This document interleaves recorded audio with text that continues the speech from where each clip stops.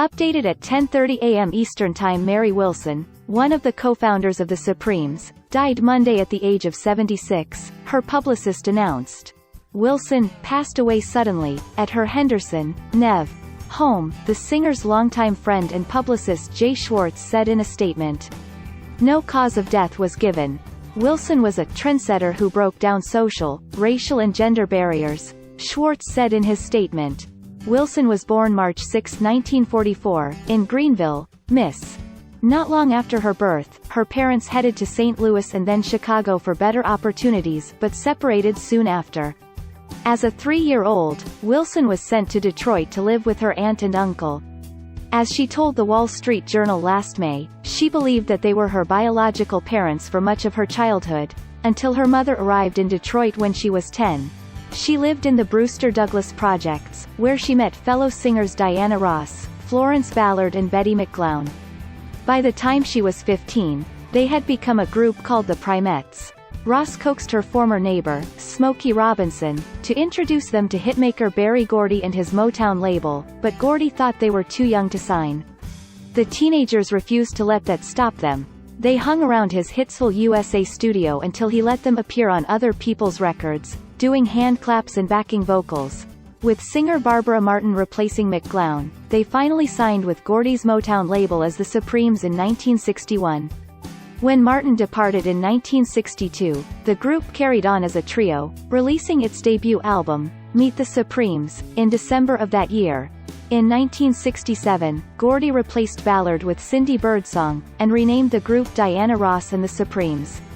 3 years later, Ross left for a solo career, and the group once again became the Supremes, with singer Jean Terrell added to the lineup, leaving Mary Wilson as the lone original member. The group achieved unprecedented success with Motown Records in the 1960s, producing 12 #1 hits including Where Did Our Love Go?, Baby Love, and Stop.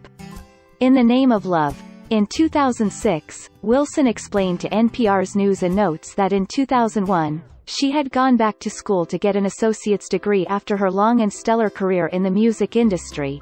I recall being 13 or 16 years old, she said, and signing our first recording contract. Well, I didn't know what the heck was on that contract. That's why I went back to college, because I realized that there was so much that we, the Supremes, had given away because we didn't know how to read those contracts. I mean, we could read. We graduated from high school and all that. But the understanding was not there. In the 2000s, Wilson was an instrumental advocate for the Truth in Music Advertising Act, which is now law in at least 35 states.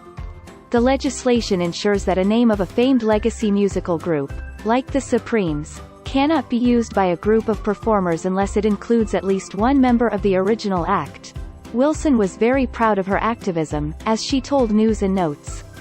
One of the biggest jokes has been, and unfortunately, it's at the cost of some famous people, that on any given night you can probably see a drifter, a coaster, a platter group in different cities, states, countries.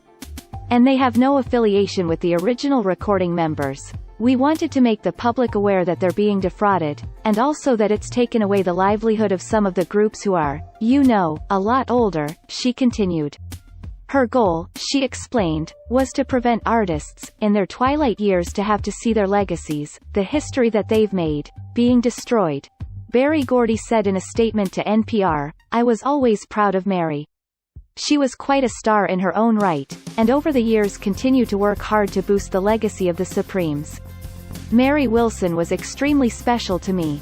She was a trailblazer, a diva and will be deeply missed.